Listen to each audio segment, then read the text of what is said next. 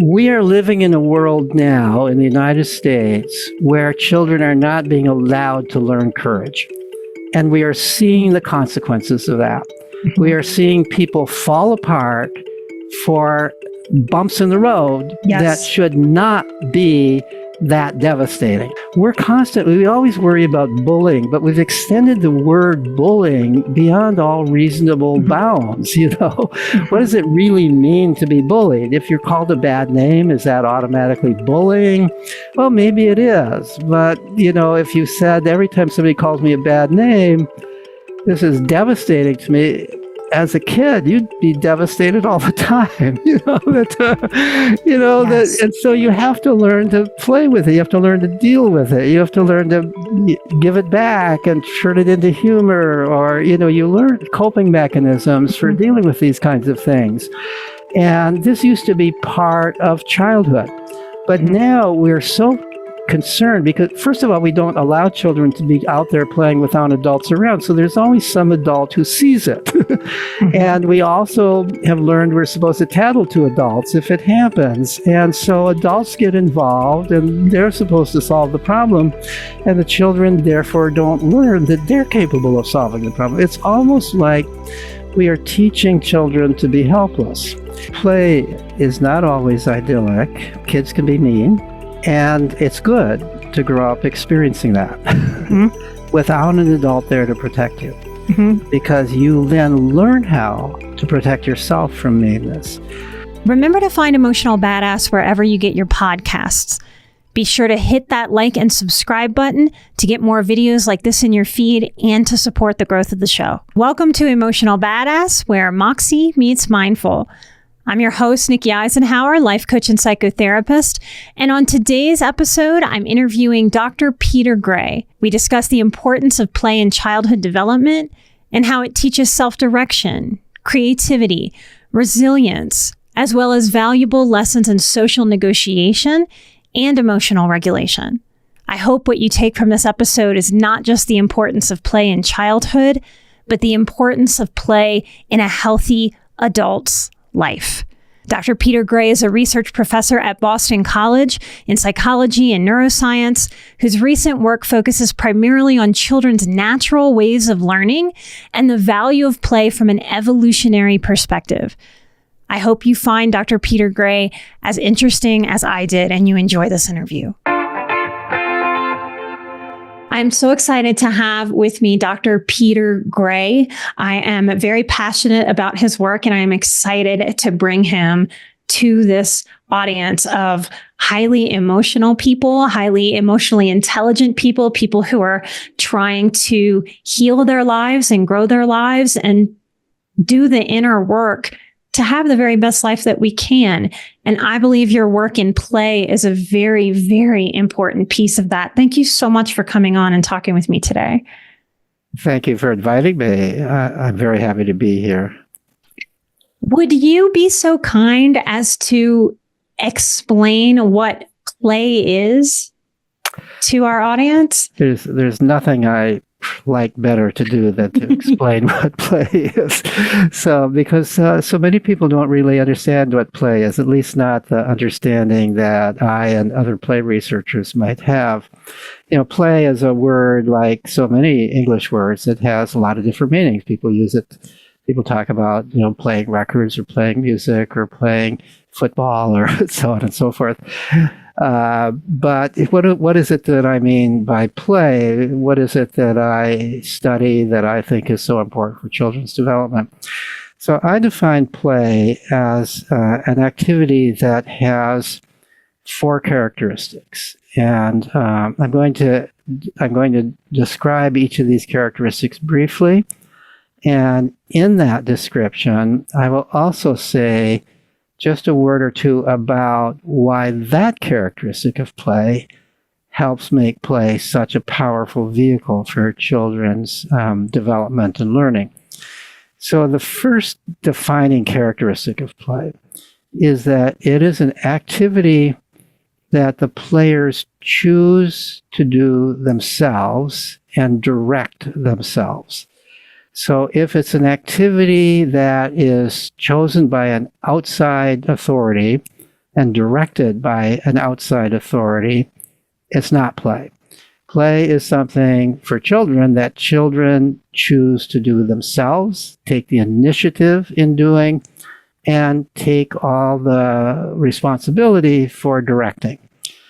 If an adult stands up and a teacher, say, stands up in front of a classroom and says, now children, we're all going to play this, it's automatically not play by my definition, because it's not initiated by the children themselves.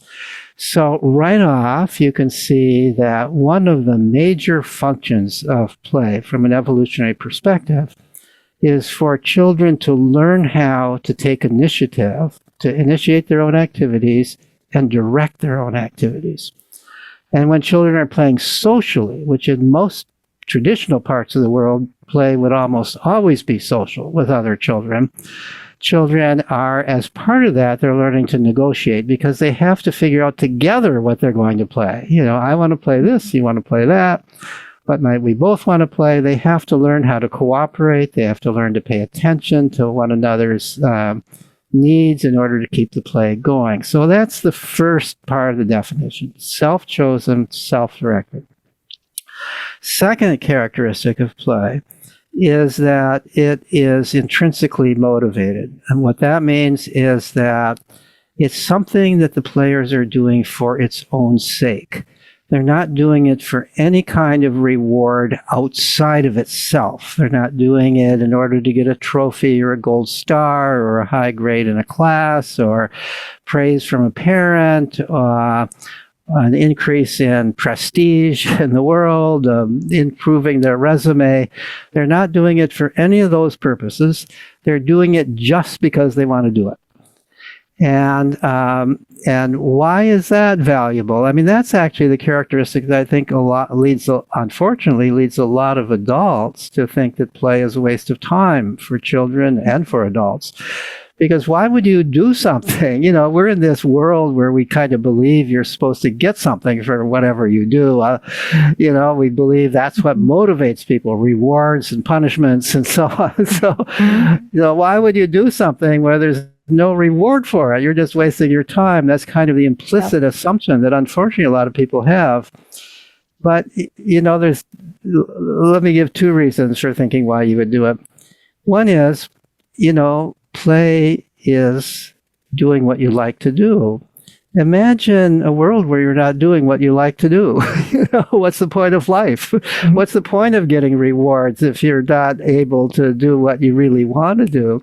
Mm-hmm. And secondly, you know, not only does play bring immediate pleasure and satisfaction to children, but it is also how they learn about themselves. They learn what they like to do. They learn who they are. They learn and develop interests in things. So they play at various ways, and then typically a child finds, well, you know, I really love to play at this, and then they kind of play almost what we would almost call obsessively at it, and they become really good at it.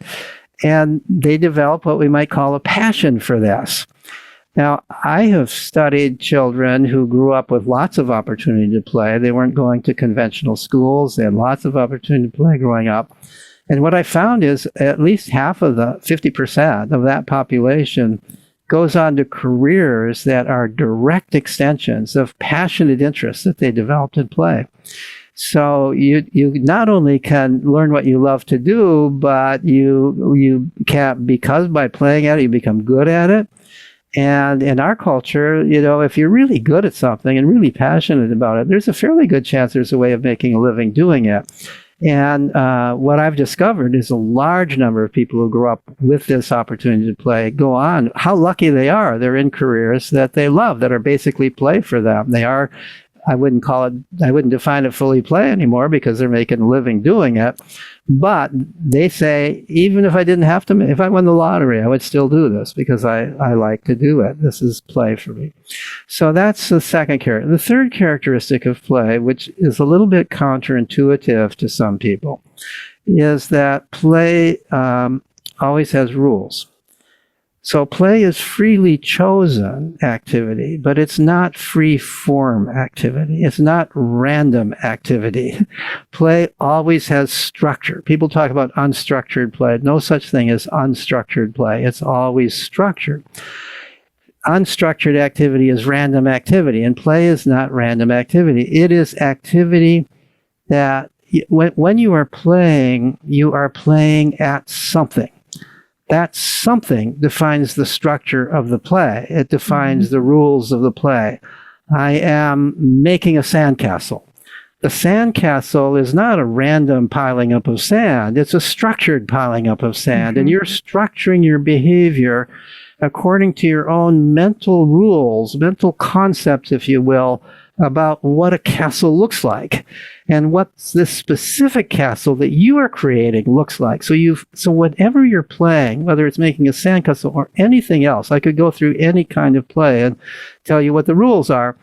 You have in your head certain rules, or if you want to call them guidelines, because they're not absolutely strict rules, you could always change them, right? But you've got in your head what you're planning to do, and then you're controlling your behavior in order to carry out that plan. So the fact that play always has rules means a lot of great things about play. One is that play is how children learn to control their impulses.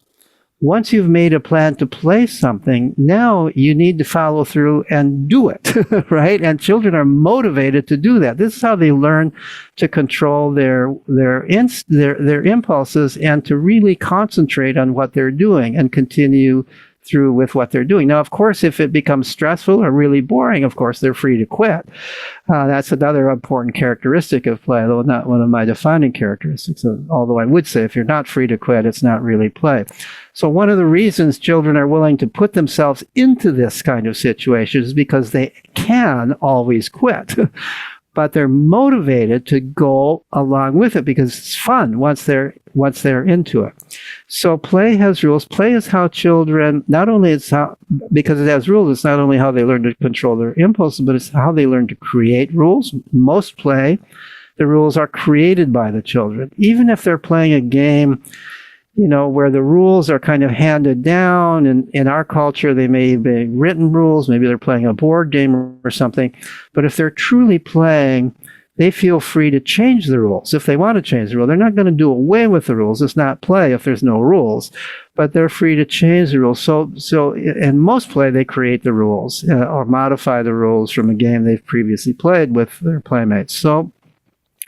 So play is how children learn to control their impulses. It's how they learn to create rules. It's how they learn to follow rules. It's how they learn to enforce rules when they're playing with their playmates. And they need to make sure that everybody's following the rules, right? So for whatever the play is.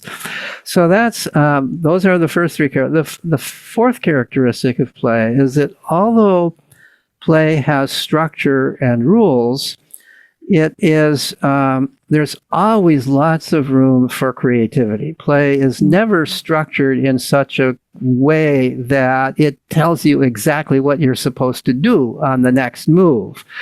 You always have a lot of room for making a choice of what you do. You do this or you do that, or you could do it this way or that way. There's always lots of room for creativity. So play is how children exercise their creativity. Play is generally the most creative thing that any of us does, and almost by definition, something that is fully creative is also highly playful. So that's and the other, also as part of creativity, I used to say play always has an imaginative component to it. I'm a little more careful about saying that now because I can think of some realms of play where it's a little bit of a stretch to say that imagination is involved. But most play, and especially for young children, is highly imaginative. You are imagining yourself as being in a different world than the real world. You're imagining a situation and you're putting yourself in this play world outside of the real world into this imaginary situation. Well, another term for imaginary situation is hypothetical situation. You're hypothesizing something. And if this hypothetical situation is true, what follows from that? And you are in play thinking that way. So the way I often like to illustrate this is to think of 4-year-old children. This kind of play is typical of 4-year-olds. They're playing in the kitchen, and one of them says that the kitchen table is a bridge, and there's a troll under the bridge. So this, of course, is a hypothesis. They know there's not really a troll under the bridge, but for the purpose of this game, there is a troll under the bridge. And then another child says, well, if there's a troll under the bridge, we better not go under the bridge. Now, that's hypothetical deductive reasoning. That is what logicians call the highest order of human reasoning. As far as we know, we humans are the only creatures capable of this, where we can imagine a situation that isn't actually true in our immediate real world, might not even be possibly true, but we can imagine that situation, and then we can think about the consequences of that situation, how we would deal with that situation. And children are doing that all the time in play. That strikes me as the root of where our critical thinking may come from, the practice that we get with critical thinking. I think that's absolutely right. This is, I think critical thinking arises in play, and it arises in dialogue. And there's a lot of ways that critical thinking comes through play. So you've just identified one of them. This is hypothetical reasoning.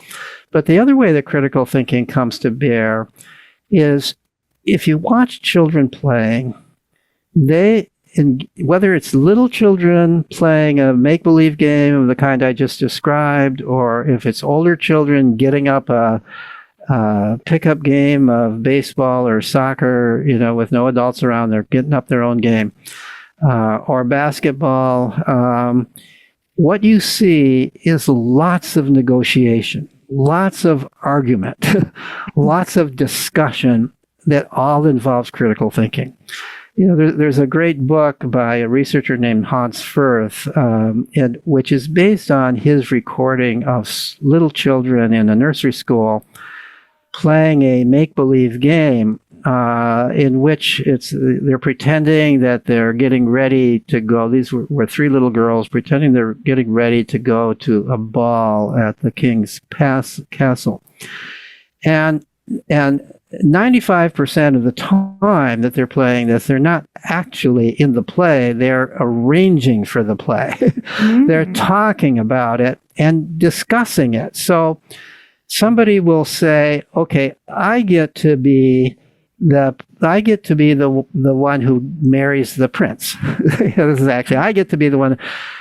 And somebody else will say, you married the prince last time. This is critical thinking. So there's now a discussion about it. And there's a back and forth about it. And maybe the third girl has her opinion about it. And everything they decide, who is what part, who gets to wear from this makeup room this beautiful necklace, who gets to wear the gown, when are they going to actually go to the castle? Is it right away or is it tomorrow? There's a lot of discussion, and that discussion involves critical thinking. It also, as part of the critical thinking, it involves very high level use of language. There's a research study that looked at small children, I think it was kindergarten age, and they compared the children's language, recording their language when they were just playing with other children, no adults involved, versus when the children were talking with their teacher in the classroom or talking with other adults, and even versus when the children were talking with other children around the lunch table. And what they found was that when the children were playing, their language is far more sophisticated, far more complex and sophisticated than in any other situation.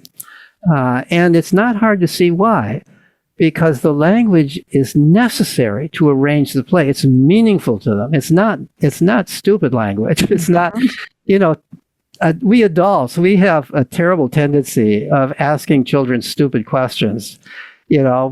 as if we think they're stupid, so we'll say, oh, what color is that? Oh, yeah, right. That's not what other kids say and play to the child when they're playing. They're saying, why did you take that? That belongs to me. That's real language, right? And that's real communication. That's not fake. I agree with you. I think there's a way that many adults dismiss the power of that child's mind and how deep and how nuanced, how creative, how imaginative, and how important that is to getting that child's wheels to turn in their head. I think about that a lot, that play is really getting all of those children to turn their wheels individually and together. And the coordination of that is such a necessary adult skill. Exactly. You also said about play that it can't be stressed, that we're not in a stressed frame of mind. Many of my clients over the years, myself included, have had a lot of post-traumatic stress type symptoms. And I often am trying to get them to play as adults. And then what I say to them is, you can't really be in the energy of play and the energy of fight or flight at the same time. It may be very important for us to practice play, even as adults, to be able to help our bodies and our minds really enjoy this natural state of play that is such a big part of being a human. We can see this beyond human beings, right? Like anybody who's had a puppy or a kitten, we can watch any small animal videos, any mammals that are small, and they play with each other, and they bite, and they hiss, and they roughhouse, and they tangle up, and they wrestle. And when those adult animals have enough, when those baby animals cross the boundaries of what's allowed, they get a little nip, they get a little bark, they get a little hiss from a grown-up cat, which gives them the bounds of their play. So we can see this outside of the human experience, and I think gain a real understanding of what it is that's happening when our children play. So your discussion about in play, there's a reduced stress. Sometimes I will add a fifth characteristic of play.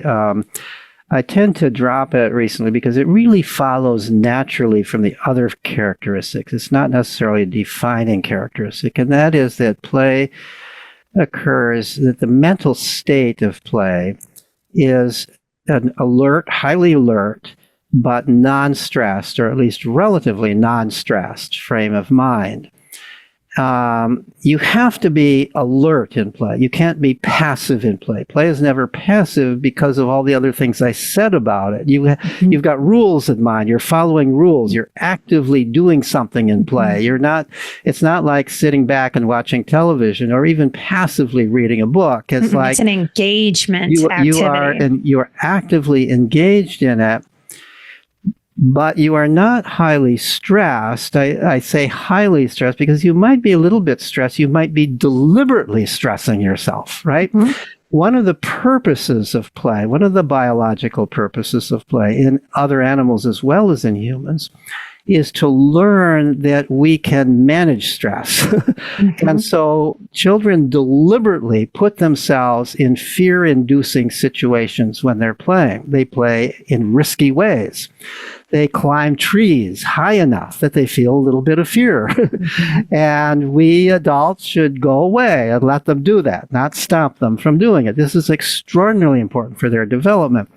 Other young mammals do the same things. They play in various risky ways, mm-hmm. ways that they could potentially hurt themselves. Rarely do they, because young humans, as well as other young mammals, have a better sense than we believe they have of what they're capable of doing. They're not really putting themselves in great danger.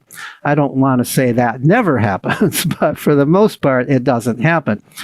I teach boundaries, and that's a very important way that a human being comes to learn their own boundaries. We are better learners through our own experience than people just telling us, hey, don't go into the street. Hey, don't do that. Don't do that. Don't do that. We hear it and it kind of goes in one ear and out the other until we experiment and experience in life and touch that hot stove and go, oh yeah, that did hurt. That did burn. Therefore, I'm going to be boundaried with myself and not touch that hot stove again is really, to me, the essence of all learning.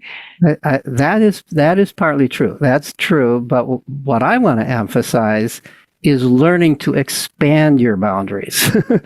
Learning, I can climb that tree. I can manage my fear. I can do something that makes me feel a little bit of fear and I can control it. I don't have a panic attack. I can manage it. And the reason play is ideal for learning this is precisely because you're always free to quit. So you climb that tree until you feel a certain amount of fear. If you go a little bit farther, that fear begins to merge into something closer to terror. You don't want that. You come down. But you come down feeling, wow, I did that. I went that high up in the tree. I didn't think I could do it, but I did it. And I lived to tell the tale. That little girl who did that feels really proud of herself, what is she learning? She's learning courage. Yes. This is an extraordinarily important characteristic. We are living in a world now in the United States where children are not being allowed to learn courage. And we are seeing the consequences of that. We are seeing people fall apart for bumps in the road that should not be that devastating. I don't want to say there aren't devastating things that happen, but we're seeing people falling apart about things that should not be that devastating and would not be that devastating if they had the opportunity to play in risky ways that allowed them to learn, I can tolerate a little bit of fear. I can tolerate fear and I can manage myself and I can control myself. I can save myself in an emergency or can save my child in an emergency. This is extraordinarily important. So the other thing that children are practicing in play, and I think you alluded to this a little bit before, so children also get mad in play. Play is not always ideal, right? I mean, children they have conflict. They have friction. Sometimes their negotiation doesn't work, and they start hollering at one another. Sometimes maybe they're playing a rough and tumble game, which I'm all in favor of rough and tumble, play fighting, and so forth. But one of them accidentally hurts the other one, and the other one gets mad and has the potential of turning into a real fight. But it's in this kind of play, and this is also a kind of play that characterizes most other mammals, especially the males of the species, play in this kind of way. And I think it's especially males because maybe it's males that especially have to learn how to control their anger because male anger can be very dangerous. And so when two young male cubs are playing together, or two boys are playing, it's not always, I shouldn't say it's always males by any means, but in most cultures it's mostly boys, play this way. One of them accidentally hurts the other, it could potentially lead to a fight. But if it does lead to a fight, that ends the play, right? And you can't, the one, you're just going to leave. The one who's the smaller of the two, weaker of the two, likely to be defeated in a real fight is just going to go home. But if, let's say, I'm the bigger of the two, I don't want them to go home. I want to continue playing. So I apologize. I say, I really didn't mean that. And I'm going to be more careful from now on. And this person, over time, who's been hurt, learns to express their hurt, not by lashing out in anger, but by saying, hey, that hurt. You've got to stop that. You're talking about compassion development. So this is compassion development, and it is also development of the ability to assert yourself in a constructive way. Yep. Where I think one of the very important things for people to learn in our culture or any culture is how to, in a constructive way, say no. How to say, I will not tolerate that. So, if you are doing something to me and I don't like it, how are the different ways I could react to that? I could react to it by being passive and just accepting it and saying, oh, it must be my fault that I don't like this, and I don't want to make this other person angry at me by telling her that I don't like what she's doing to me. That's one possibility, in which case I'm bearing my own needs, right? Another way I could react is by lashing out, having maybe a temper tantrum, but that just is going to drive the other person away. Or I could even lash out. But that's physically. Such an important lesson to learn, that if you are out of control and having nasty temper tantrumy energy, that the other kids aren't going to want to play with you, and that teaches you to get yourself in check. And it teaches you to take a more constructive route to solving the problem, such as, that really hurt. I truly don't like what you're doing right now. Say it perfectly. I'm not playing right now when I say this. I'm just saying this is the reality. I don't like what you're doing right now. I want to continue playing with you, but if you play this way, I'm going home. That's an assertive, constructive way of expressing anger. Now, I don't want to say that all children learn this. Unfortunately, too many children don't.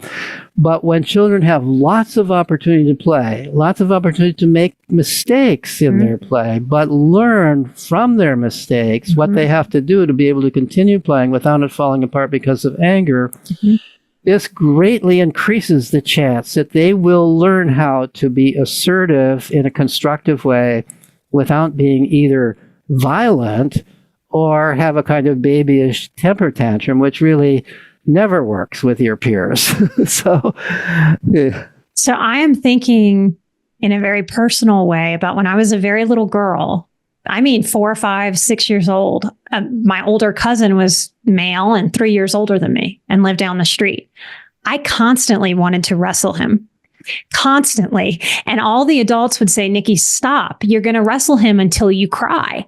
And I was so angry at the adults reducing our play, because he learned how to play with me in a way that he would kind of give me some room to play. And then when he had enough, he'd get a little rougher. And often I would wind up tearfully crying, but I still wanted the interaction. And the adults saw the tearfulness as, Nikki, you shouldn't do that, instead of keep doing it. When I look back on my life, I can see how those experiences and that drive I had to want to play with him, it showed me what I was made of.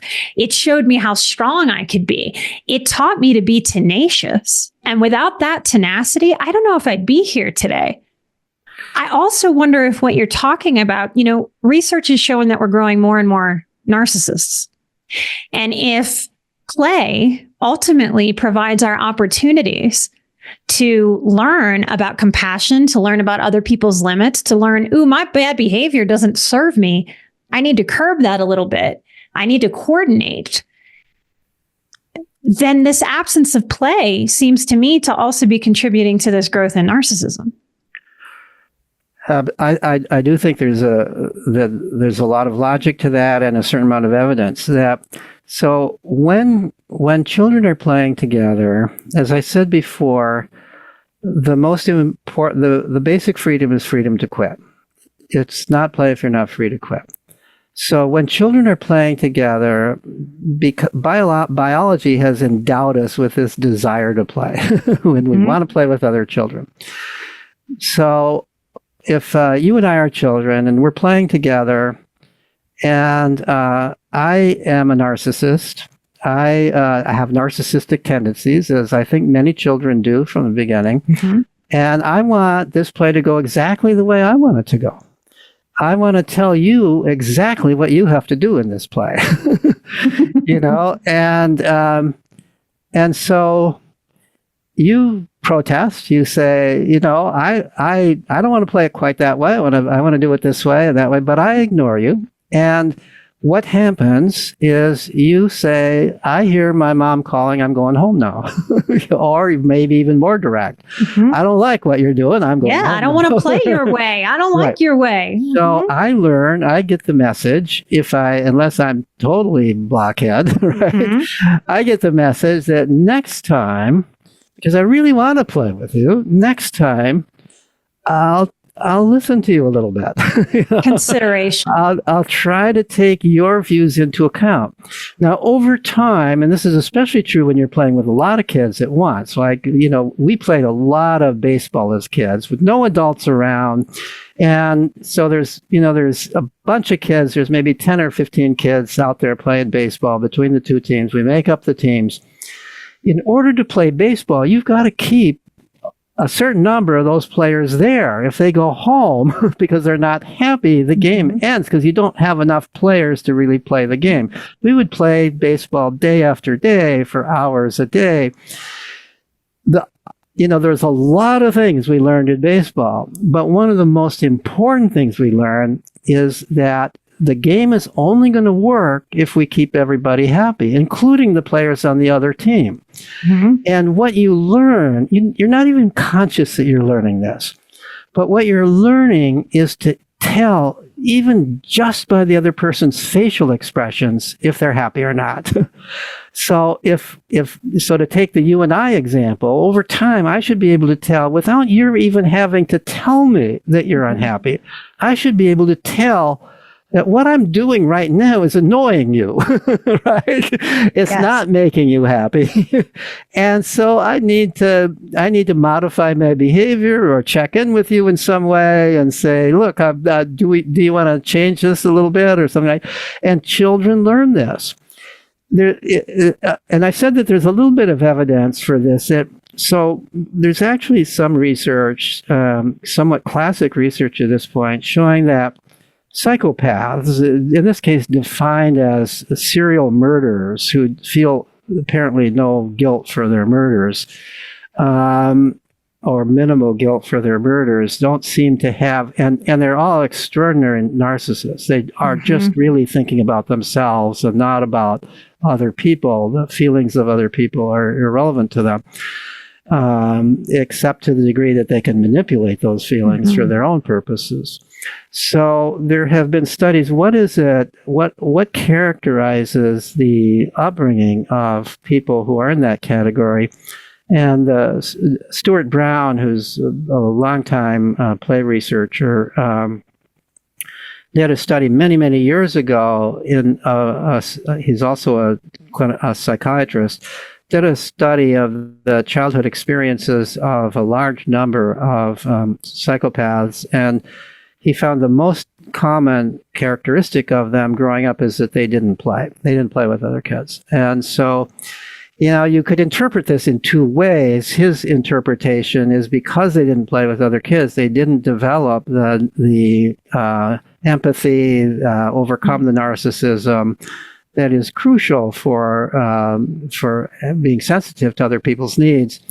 You could also argue, and probably there's some degree of truth to both of them, well, the reason they didn't play is because they're narcissists and nobody would play with them. Well, and often they're very abused. And I would make the argument that may impede the natural ability to play. And a lot of those children try to dominate situations because they were dominated with some kind of physical or sexual abuse. And in that regard, they do not fit your definitions of play. And therefore, they miss out on the emotional intelligence growth potential of actual real play, maybe from the trauma that they experience that often comes with growing into those personality disordered extremes. I think that's a very good point. And, he didn't, as far as I know, he didn't look into that aspect of it, to what degree that those men were subjected to trauma as children. Part of what I love about your work is that you have moved into talking about amateurism versus professionalism. And I love the thread of play being brought into that amateurism versus professionalism, because for me, in my personal life and in my work, play has just intuitively been very, very important to me. If adults come to gatherings at my house, what I have been known to do is I own one of those big, colorful rainbow parachutes like we used to play in elementary school in gym. And I've been known to pull that out. And I love watching confusion on adults' faces. Like, what is she doing? Are we really going to do this childish thing? And I just hang with it and go, yeah, we're going to do it. And so I lead a lot of play that way with adults. I've done that in group therapy scenarios. I do that at parties at my house with my friends. And it delights me every single time, because the second that we cross over from that judgmental, critical mind, the ego that goes, no, I'm too old for this, I shouldn't be playing this way, and we actually surrender to the play, everyone has so much fun. Everyone has so much joy and lightness and laughter, and the connection that builds, the lightness of just being so present with each other in the play, I think is something that many adults crave and yearn for, but they don't know that that's what they crave and yearn for. I think it is a way to very much tend to adults who struggle with depression and anxiety now, even though we can't physically go back to our childhoods. I am a believer that we can bring elements of play for our adult wellness now.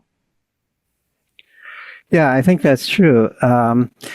That's not exactly what I'm writing about in terms of amateur activities, but it's a very good point. I don't know if you're aware, there's a book by Charlie Hahn, if I'm remembering the name right, called Play It Out, something like that. And he sent me this book after he wrote it, and we've had a little bit of discussion. So he is a young man, was a typical highly achievement-oriented kind of person, very much oriented towards doing well in his job, career advancement, workaholic, if you wanted to use that term. And he realized as a young man he was experiencing a lot of stress. He was legitimately worrying about heart attack as a young man because of the amount of stress he was experiencing. And so he claims he tried various things to reduce stress. He tried meditation, he tried yoga, he tried psychotherapy, tried all kinds of things to reduce stress, and none of it seemed to work for him. I don't want to say these things don't work generally, but it didn't work for him, he claims. So according to his story, he thought, now, I used to enjoy life back when I was a kid. What did I enjoy? And so he said, well, I used to like to just go out and play catch with my friends in the park. So he called up a friend and he said, you want to go out and play catch? Yeah, kind of an odd thing for a young, up-and-coming, but clearly adult male to say to a friend. Not quite the same as let's go out and have a beer together, or go out and play catch in the park. Or play with my parachute, yeah. And so he did, and he said he felt better. Yeah. And so of course, being a highly achieving kind of person, he then wrote a book about it. But but it is a good book, and it makes the point that you are making, that sometimes just figuring out playing in some way that you like to play is for no matter what your age is, you don't lose the need to have fun and to do something that's just for fun, even though you're not doing it for any particular external purposes. You're just doing it because it's fun. It makes you feel good to do it. And we all need that kind of fun in our life. I certainly do. I just recently cracked my hip, but so it's got me indoors. But normally I spend at least 3 or 4 hours outdoors in what I would call play, various kinds of outdoor playful activity. I don't think I would be as happy and healthy as I am without that. Unfortunately, this hip fracture is going to heal. Yeah, I'm so grateful you were still able to meet today. You did. You cracked your pelvis. And outside playing. I hope that in this time of safetyism, people like you, people like me who are willing to talk about the power of play, how important it is to the development of a human being, how important it is to our joy of life. I think it's so sad and frankly depressing that we seem to have defined adulthood as almost this joyless thing, and as if joy and play are useless, frivolous things when they are quite important. The joy of something is a very important vitamin for the human condition. And I just find it so bizarre that we have gotten to a place where it seems like collectively we don't know how to value that. Exactly. And what's most bizarre, not only have we adults sort of banned play from our own lives, but we've banned it from children's lives. And as much as we adults need play, children need it even more. Play is how children develop. It's how they develop the skills that lead them to grow into functioning adults. In many species of animals, most species of mammals, actually, it's only the young that truly play.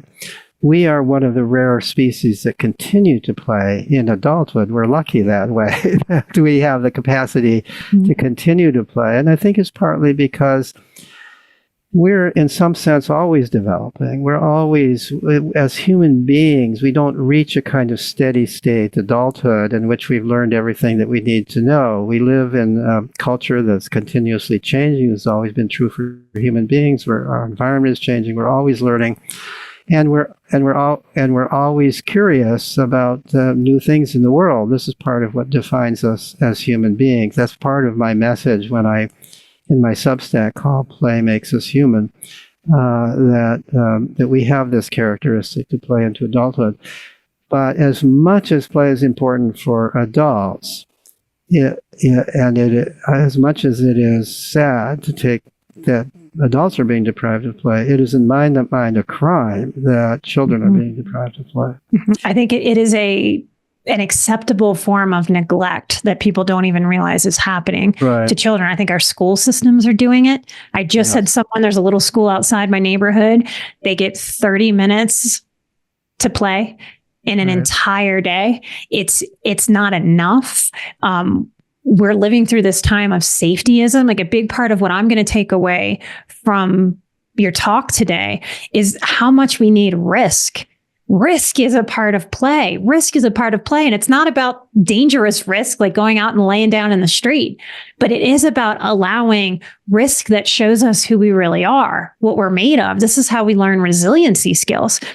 I've thought about it in terms, this is a dark thing that people don't like saying out loud.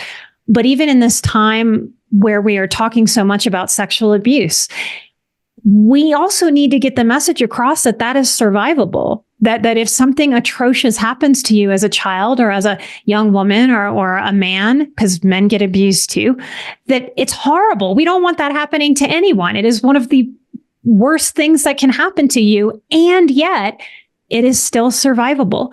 You can bounce. You can be resilient after that. And we need more of that messaging. And I think this time of safetyism, with the greatest of intentions of all of that safetyism, is absolutely thwarting our human resiliency, our power to know how truly strong we are as human beings. Like, that's why we can let our kids climb those trees. And if they fall and break an arm, it doesn't have to be this shame on you, you bad parent that let your child get hurt. It can be reframed into a belief system that can honor and believe in and lift up all of humanity and say, wow, look at my child. He can break his arm and yet he will still get in a tree and climb again. What a resiliency I get to bestow upon my child. I think that's right. So, one of the play is not always idyllic. Kids can be mean. And it's good to grow up experiencing that without an adult there to protect you, because you then learn how to protect yourself from meanness.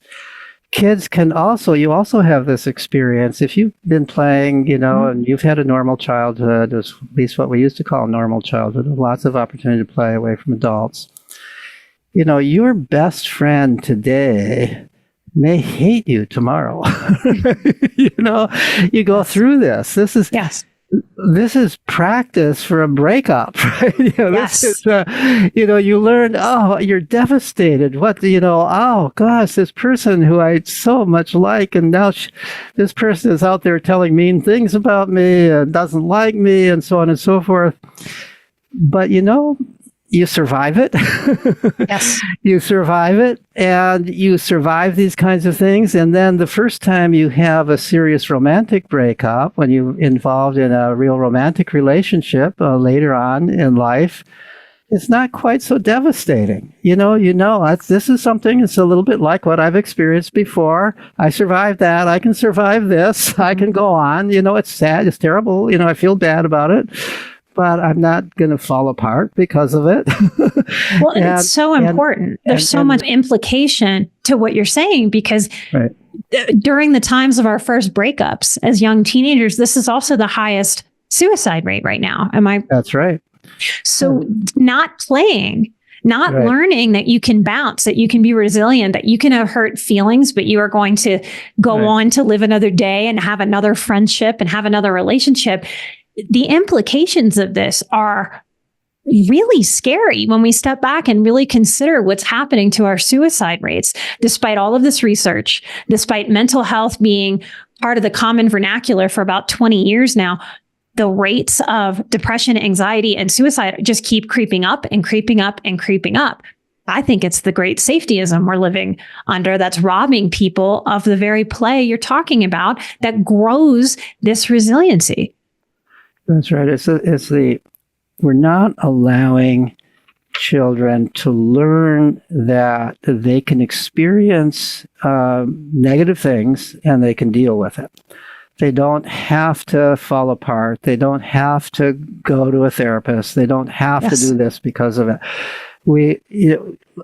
As an example of what you're describing, over the last 20 years, or even somewhat a little bit longer, life within colleges and universities has changed because so many young people are going off to college without the coping skills, the resilience skills that are necessary for independent living. So what we've found out, and there's now a lot of research demonstrating this, I first got involved with it about 15 years ago when the head of counseling invited me to join a meeting. Head of counseling at Boston College invited me to join a meeting he was holding with faculty and counselors about what had happened just within, at that time, the last 5 years. He said there'd been a doubling of the number of students who were having mental breakdowns and coming into his office because of the needing to take a leave from school or to be excused from tests or something, or needing psychotherapy or needing drugs because of this experience they have. And what he's saying is that in the great majority of cases, these are experiences that in the past, the students would have solved themselves. It's accommodation. That's the word I keep using. They're accommodated into the ground. That's right. They're things like a romantic breakup, like a death of somebody in the family, like being, and here was an example he gave me. One woman was having a very severe mental breakdown because her roommate had called her a bad word that starts with B. So, if you've grown up in a typical neighborhood, you've probably been called that and worse many times by kids. Yep. You learn, what does it mean? It might have been a moment of anger. It might have been trying to be funny that wasn't really funny, or maybe it really was meanness. Maybe this person doesn't really like you. But this is not something to have a mental breakdown about. This is something to figure out, well, so how am I going to solve this problem? The person to see if your roommate really has that belief about you is not a counselor. It's whoever it is who coordinates the roommates. I need a different roommate. I'm not getting along very well, or she's not getting along with me. We need to change rooms. But instead, it's seen as a reason for emotional. It becomes an emotional breakdown because you haven't learned that this is part of life. These things happen to you because you've been protected from them while Yes. you're growing up. You're kind of, when you're still young, these things happen. But because you're still young and still sort of automatically have some more resilience, automatically they are not quite as important and life-threatening to you, you learn how to deal with them. We always worry about bullying, but we've extended the word bullying beyond all reasonable bounds. What does it really mean to be bullied? If you're called a bad name, is that automatically bullying? Well, maybe it is. But, if you said every time somebody calls me a bad name, this is devastating to me. As a kid, you'd be devastated all the time, Yes. and so you have to learn to play with it. You have to learn to deal with it. You have to learn to give it back and turn it into humor, or, you learn coping mechanisms for dealing with these kinds of things. And this used to be part of childhood. But now we're so concerned because, first of all, we don't allow children to be out there playing without adults around. So there's always some adult who sees it. And we also have learned we're supposed to tattle to adults if it happens. And so adults get involved and they're supposed to solve the problem. And the children, therefore, don't learn that they're capable of solving the problem. It's almost like we are teaching children to be helpless. Yes. And if you're helpless, almost the definition of depression is extreme helplessness. The feeling terrible things are happening and I can't do anything about it. That's the definition of helplessness. Or anxiety, terrible things are happening and they're going to happen in the future and there's nothing I can do about it. It's a very frightening world I live in. And so when you feel like you don't have any real power to deal with events in your life, you feel like you can't handle things, that sets you up for both depression and anxiety. And so it's no wonder we're seeing such high levels of these among young people today. So play can really bring us to our own power. Exactly. I want to go back because I believe I derailed us and I don't want to miss it while I have you with me. Talk a little bit about what you mean by amateurism. So what I mean by so I was talking about people, adults and their and careers and activities in adulthood. And I was distinguishing between being a professional at something and being an amateur at it. Now, the way we use those terms, we think, well, professional means you're good at it, and amateur means you're not so good at it. The reality, of course, is amateur comes from the word meaning love. You're doing it because you love it. If you're a professional, you're doing it because you're paid for it. If you're an amateur, you're doing it because you love it. It doesn't mean you're worse at it. It just means you're doing it because you love it. You either don't need the pay or you're getting your pay from something else and you're doing this thing because you love it. Now, it used to be that all scientists were amateurs. We didn't pay people to do science. Most of the great discoveries certainly prior to the 19th century were by amateurs because they were doing it because it was a hobby for them. They loved it. They created telescopes and learned about the heavens. They created microscopes and learned about these little things. They developed theories, all because this was play for them. This was all play. So we have kind of, by thinking of amateurism as not so good, we've kind of belittled the state of being an amateur. And so I wanted to make the point that there's still a lot of great amateurs out there, people. And so I gave an example of a pianist, a person who by profession is a journalist. But she wrote in an article that it kind of inspired me to begin to think about amateurism. She wrote in an article about how she used to love the piano. She just loved playing the piano. And this was her way of playing. And she would just get into a real high as a child playing the piano. But once she got serious about a career and decided piano wasn't going to be her career, became a journalist, she stopped the piano. She just stopped it. Went for years without playing the piano. And then one day, for one reason or another, she saw a piano sitting there, and she sat down and started to play it. And suddenly she was happy. And she decided that she was going to get serious about the piano. She wasn't going to get serious in the sense of believing she's going to make a living at it, but she got serious about wanting to be really good at it. And she became really good and became a concert pianist as just a sideline to her profession of journalist. But not because this is how she makes money, but only because this is what she loves to do. And so what the message I'm trying to get out there is we adults become generally so obsessed with our career and spend all our time on our career that sometimes we forget that there are other things that we used to love to do and we like to do them well. Part of play is you want to do it well. It's no fun if you're not trying to do it well. And so you're trying to do it well. That's part of the pleasure. You're challenging yourself when you're playing.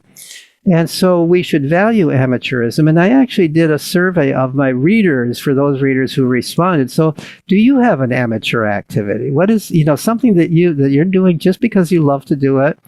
And it turns out there are a lot of people who respond. They spend lots of time on this, more people than I would have guessed, although, it's still only a small fraction, even of the number of people who are subscribing to my Substack. But so the point was to this is one way of thinking about adult play. It's an activity that you love to do, and that you take seriously. Play can be very serious. It's not always fun and games, as we say. It's not always.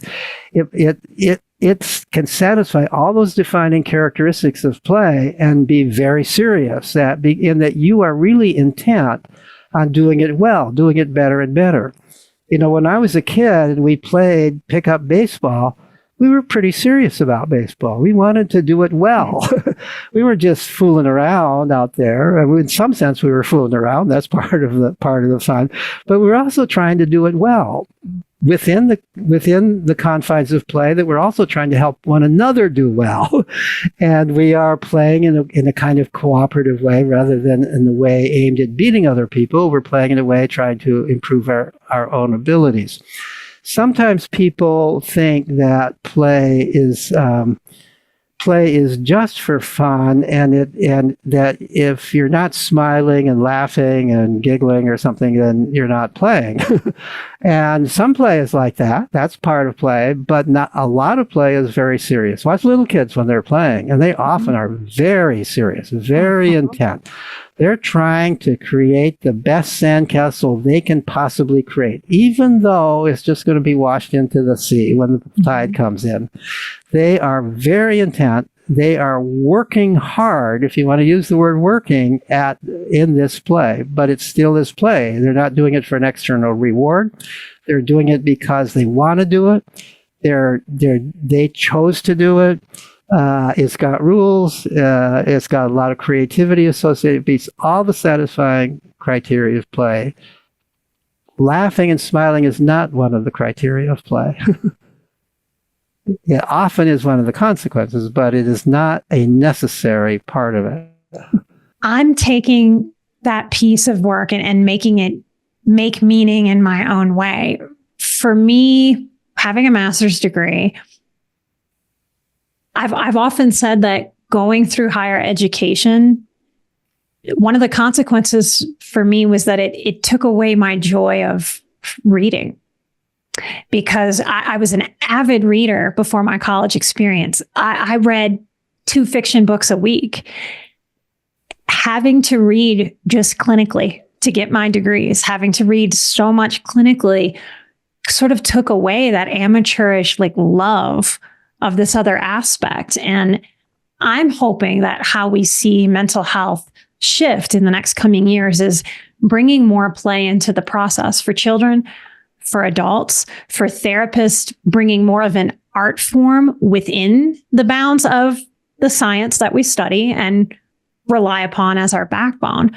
But for me, it gives a great permission to allow more of my playful parts, allow more of my creative, imaginative arts to just show up, not just as the person I am for my personal life, but even in my work. What do you think about that? Yeah, no, of course. That's exactly right. And the story you're telling, I think, is one that is true for the great majority of people in our culture. There's a certain sense in which our schooling at whatever level destroys our playfulness. Yeah. When you are forced to do something, even if you're forced to do something that you used to do for play, it becomes not play in your mind. So, when one of the things that I've observed among children who are not going to a typical school, not in coursive learning, but are in self-directed education opportunities, is that they all learn to read, but they learn to read at different ages. They learn to read when they want to learn to read, and they often learn to read in something that we would call play. They're just really enjoying words. A lot of kids these days are learning to read on the computer screen. They're playing computer games that involve words. They're texting with friends, and you've got to be able to read stuff. So they're learning to read in a natural way. And what I've observed is, as these young people grow up, because I've seen some of them over a long period of time, they continue to love to learn. That kids who have grown up learning to read without being forced to read and without ever being in a situation where they are being required to read stuff that wasn't interesting to them or meaningful to them, continue to do a lot of reading. I won't say that's true for absolutely everybody, but I would say as a rule, they do a lot more reading than, say, the typical college kids that I know, or even those who are college graduates that I know. So if I extrapolate that, does that mean that homeschooled kids in non-traditional environments, do they have less ADD? Because we don't want to pay attention if it's boring. That's absolutely true. And in fact, I did a little study. It's an informal study, not enough cases, not well controlled enough for publication. So I have to present this with a bit of caution.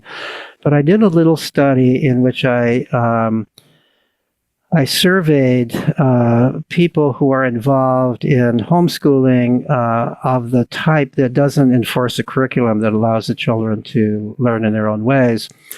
And I said, I'm looking for cases of children who were diagnosed with ADHD when they were in a typical school and then were taken out of school and went home. And then in another survey, I said, I'm looking for children who are diagnosed with dyslexia, supposed inability to read. The belief is because of some kind of brain difference. Diagnosed with dyslexia, unable to read, and then you took them out of school for homeschooling of the sort. What I found is, in essentially every case with both of those, the kids overcame the problem when they were out of school. The kids that supposedly couldn't pay attention could pay attention when they were choosing what they were paying attention to, when they could decide what they were learning, when they were following something they were interested in. My son, who works in a school for self-directed education, says that he thinks that many of the kids that had a diagnosis of ADHD when they're in the regular school, actually, their problem is that they're hyper-focused. They're so focused on what they want to focus on that they're not willing to listen to what the teacher wants to talk about and tell them to do if it's not interesting to them. And so, of course, in school, your job is to do what you're told to do. You have to switch from one thing to another all the time when the classes change. And these kids want to pursue what they're interested in. And so they do very well, by and large. I won't say in every case, by and large, in self-directed education. The whole thing about dyslexia that I've become convinced of, this would be a whole different talk to give the evidence for it, but I've become convinced that dyslexia, largely what we call dyslexia, is learning blocks against reading that are produced by school, by forcing children to read who aren't interested in reading, who aren't ready to read, and who develop a hatred for reading and a fear of reading as a result of the embarrassment they feel and the pressure they feel about reading. Just a hint, one of the lines of evidence is that kids who are in preschools, that are beginning to teach reading in preschools, we now know they are far more likely to be diagnosed with dyslexia later on in their schooling career than kids who were never in such preschools. So our compulsion to try to teach reading early to kids who aren't ready for it, don't want it, I think what we're doing is we're creating dyslexia when we do that.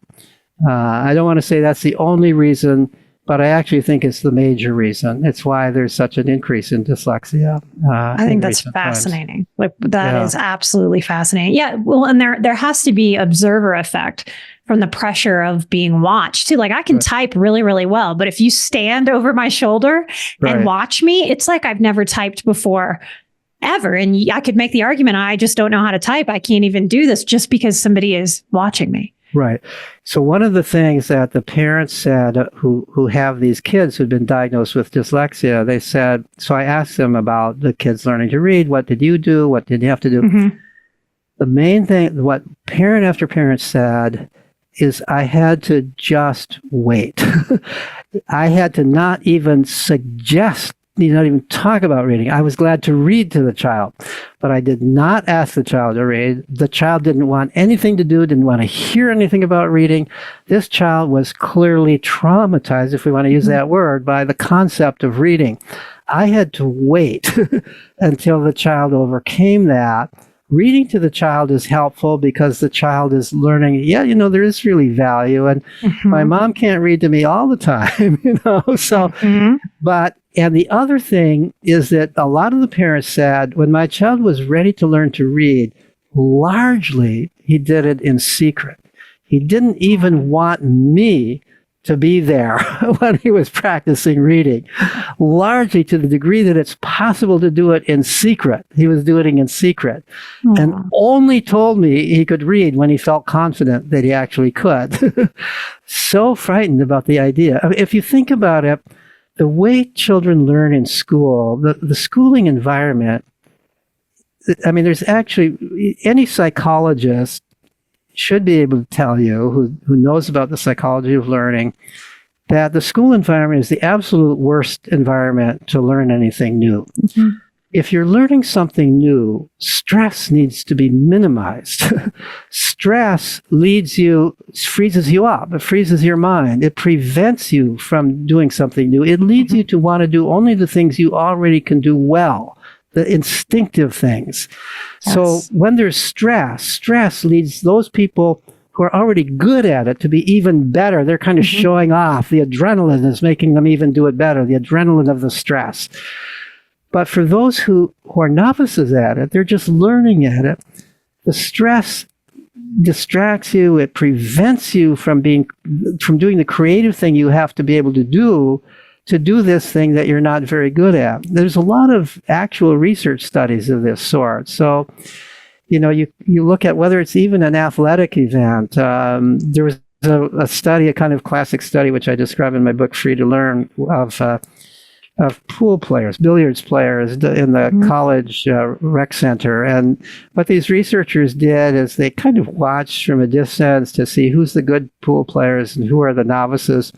And then they decided to do this experiment where in some cases they sort of moved in close, like they were judging the pool players. They were making notes and they were scoring them. What happened is the good pool players got better. The novice school pool players got worse under those situations. And I bet wanted to give up. And not surprisingly, well, in school, you're always being watched. You're always being judged. You're always being tested. You're always being compared to other people. Who's better, who's worse. At least implicitly, you're being compared. It's the very worst situation. It's a good situation. I wrote a blog post once saying school is a good place to show off. It's a terrible place to learn. Oh, what a powerful statement. What a powerful statement. I think every human can relate to that. I mean, the idea of trying to do something that's vulnerable, learning to read is is vulnerable. You're trying something new. Anything we try to do that's outside of our comfort zone has a certain amount of vulnerability. I think a lot being raised Catholic about the phrase, the road to hell is paved with good intentions. Yeah. Because if I'm a little kid right now in this day and age, and I'm just struggling to read, maybe I'm going to read a couple years after naturally than the other kids, which is fine. But then they come in and they do, an IEP, and then there's a meeting with the teacher, and then there's a meeting with the school counselor, and then there's an evaluation, maybe with a psychologist, and then you're labeled as dyslexic or you're labeled as ADD, and then there's something wrong with you. And all of that happens to supposedly help that child. And I don't know that it does. When we could just sort of back off, create fun and create play, take pressure and stress and observation off, and let that child breathe into their next stage. I'm glad you said that. The path to hell is paved with good intentions, and it applies to the other thing we were talking about too. It's good intentions that we're protecting our children, that we're overprotecting our children. We don't want our children to get hurt. We all know that terrible things can happen out there, and we think we're doing a good thing by always being around our children to protect them. We know that bullying can hurt. We don't want our children to be hurt. We want to protect them even from negative emotions. We want our children to have the ideal childhood. That's why people do it. But it's a mistake. We need to experience it. We need to experience some negatives in life. We need to experience these things growing up. And then with schooling, people become convinced, and the parents especially become convinced, that those educators must know what they're doing. They must know what they're doing. They must know why it's more important to have yet one more class in science or math, and rather than have a longer recess. They must know what's valuable about having these standardized tests, or why vacations should be limited, or why my child can't take a week off to join a family vacation with me. They must have some good reason for that, and they get into that. And of course, this people who go through education school are basically getting a lot of propaganda about how valuable all this is for children, how they have to do this. And so this is the message that everybody's getting. Teachers are good people. They're going out there to want to do good things for children. I think a lot of teachers would be far better teachers if they had more freedom to teach in the way they want to teach. One of the problems in our schools today is that schools have become even more restrictive of what teachers can do, what teachers can choose to do. They've got to follow the standard curriculum. But aside from that, I think people are well-intended. The laws are well-intended. The problem is not intention. The problem is ignorance. That there are some people who write, and they kind of sometimes want me to agree with them, and I don't agree with them. Okay. That there's a kind of evil intent. That there are people at the top who want to keep people stupid. And they're deliberately creating schools designed to prevent people from being intelligent, prevent critical thinking, prevent all this. There are people who have constructed such an argument, and sometimes people mistakenly put me in that camp, and I'm not in that camp. I don't think that there are evil people at the top doing this thing. I think that the truth of the matter is that the problem is not ill will, the problem is ignorance. I think it would be easier to deal with if it was just some big evil. I think we could kind of come together and deal with it. I think that's what's tragic, is that this is really born of good intention. I also think part of what's playing into this, and I'm curious about what you think, through the 90s and through the 2000s, which is when I was graduating high school and getting into college, I graduated with my master's in 2006. We went through a time of hyper specialization. And what I see when I look at the world and I look at how colleges work now versus how colleges were working before, I think that through hyper specialization, we have so many professionals who scientifically study, but with a very narrow lens, to be able to scientifically study it. And the condition of being a human being is not found in any narrow lens. It is found in the culmination of all that we are. mentally, emotionally, physically, spiritually, our experiences, what we experienced, what we failed to experience at times that it would have been very impactful to experience such things. And I think from this way of being that has developed in terms of science and hyper specialization and hyper tunnel vision, we're missing some common sense things. We're missing sort of pulling the scientific community together to make some real human considerations and distinctions and pathways for human beings, like in our school system. So I think in each professional's lane, they can pull all this science that goes, look, I'm absolutely right. The science proves it. But when we zoom out and go, well, how is this working for actual human beings? That's where I think science kind of twiddles its thumbs and goes, I don't really know, but I know my hyper specialization. And we sort of default back to just, well, then I study instead of really sort of pulling in what to me is more of human art form than human science. I think that's well said. I think that is very true. It's certainly true within the educational system and how teachers are trained, how school personnel are trained. They are taught in a kind of very narrow way about oftentimes they're not even broadly knowledgeable about the subject they're teaching. So, for example, people teaching math, certainly in elementary school, often have very little actual understanding of mathematics. All they know is how to teach, how to add columns of numbers or whatever it is that they're supposed to teach the kids. They don't really even have much of a concept of why you would do that, or how it might apply in the real world. Or if you're asked a real question, like, so you've taught me how to divide one fraction by another fraction, and I can see how to do it, and I can get the right answer. What does it actually mean to divide one fraction by another? When would I actually ever do this in the real world? 90% of, I'm making this out of thin air, but I really believe it's true. The great majority of teachers who teach that can't answer that question. Well, and there's theory, and then there's application in our world.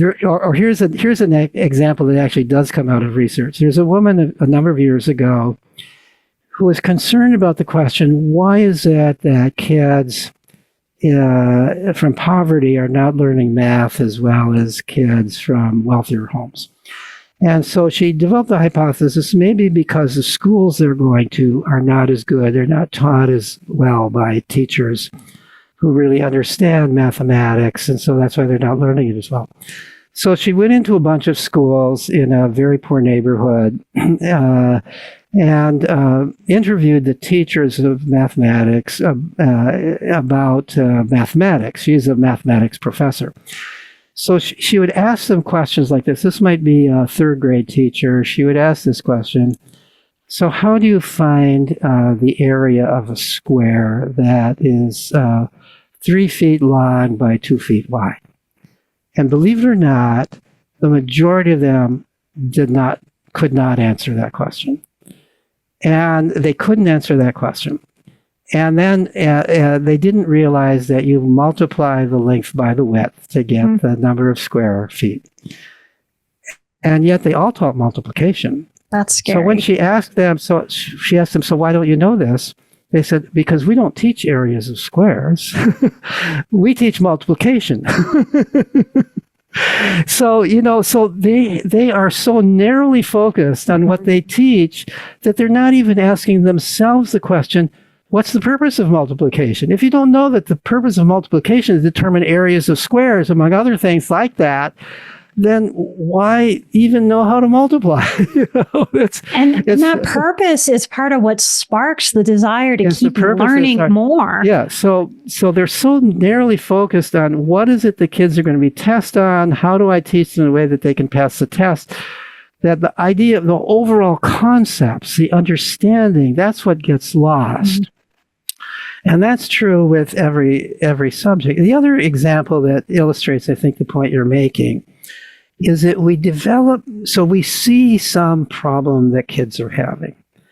And our knee-jerk solution is to say, well, if there's a problem that kids are having, then there's some kind of new intervention we need to make. We need some kind of new specialist to work with children to solve this problem. So nowadays, many people, you can't help if you're in the school system and you know kids, you can't help but know that a lot of kids are suffering from anxiety and from social problems. Social, emotional problems are a huge problem. You can't help but notice that. Now, instead of sort of thinking broadly, learning what people know about how children develop social emotional skills, they say, okay, so now we need to start teaching social emotional skills. We need to now have a new specialist, the social emotional skill teacher. There are school systems, including school systems that have no recess, even less recess than that half hour, who pay lots of money for a social emotional curriculum and to hire specialists to teach social emotional skills, when common sense would tell you, if you're not willing to look into the research literature, that what the kids really need is play. They need opportunity, real opportunity to engage with social emotional opportunities with other children in a real way. This is not something you teach from a textbook, and it yet becomes one more crux for the children to go and, so it's one more way of disempowering children. And it's also, and maybe this is a little cynical on my part, but I do believe, I don't think it's from evil intent, but it's quite natural that once you've got a specialty that some people make money on, people are going to promote that specialty. Nobody makes money from recess. It's free. Nobody makes money from play, but people make money from therapy. People make money from teaching yoga classes. People make money from social emotional skills learning and developing textbooks for it. Yes. People make money with drugs. So all of these things are pushed by the people who make money for it. I mean, I'll give you my spiel that I have been giving since I hung my shingle and started working for myself as a therapist. I have said to my clients for almost 20 years now that this takes a lot of integrity, because if I have integrity with my work, I have to help you not need me. Right. And that is the truth of it. And if we're not dealing with that as a mental health profession, I mean, trying to teach people social skills in a heady way, I mean, sometimes it's my struggle with academia and getting just more studies and more studies and more studies. You had me chuckling. I'm from New Orleans. This would be like me trying to explain to you what gumbo tastes like and thinking that somehow is effective, instead of me cooking you some gumbo and serving you a bowl. Right. Then you can taste it. I can't properly explain to you how it tastes. You can only get a vague semblance of an idea about what the experience of tasting that. And we have to help people and children really taste their life so that they can experience it and learn from it. We can't just tell them about it. So children really are designed to learn from real life, including play, which is part of children's real life. And the more we put them outside of what they see as real life into this sort of artificial situation of being taught didactically in this kind of coercive way, the more we're not only creating anxiety by doing that, but the more we're depriving them of the opportunity to experience real life and to learn from real life. There's so many ways we're depriving children of this. Older children used to have part-time jobs. I had a paper route when I was 10. I was a delivery boy for a printing company in the city of Duluth when I was 13. I was babysitting at 11. You were babysitting 11. I actually was babysitting 11 also. Imagine today hiring a boy, let alone an 11-year-old boy for babysitter. The authorities would be called. Somehow I was trusted. I think because I was trusted, part because I was trusted, I was trustworthy. So we are even depriving young people of the opportunity to have the experience of what is it like to actually have a paying job, to actually be responsible in the real world for a paying job. You learn a lot by that. You develop the confidence, you develop less fear of becoming an adult, because you have the sense, I can hold a job, I can do a job, I can actually get paid. And now you've got some of your own money, which you're free to decide what you're going to do with that money because you earned it. It didn't come from your parents. They can't tell you how to spend it. So there's so many growing opportunities that used to be present in the lives of children in the United States and throughout the world that, at least here in the United States, are no longer present. We've taken them away. Thank you so much for sharing your work and sharing yourself with my audience. We are going to help a lot of people with this episode. And I am so grateful that your work and your study as a research professor is influencing the field. We need your work. Thank you for it. Thank you for having me on. It's been a pleasure to talk with you. Thank you so much. I'd like to thank Dr. Peter Gray for being on the show today. You can learn more about him at petergray.org, and his book, Free to Learn, is available wherever books are sold. I am an emotional badass. You are an emotional badass. And together, we are where Moxie meets mindful. Light and love. And I'll see you right here next time for a brand new episode.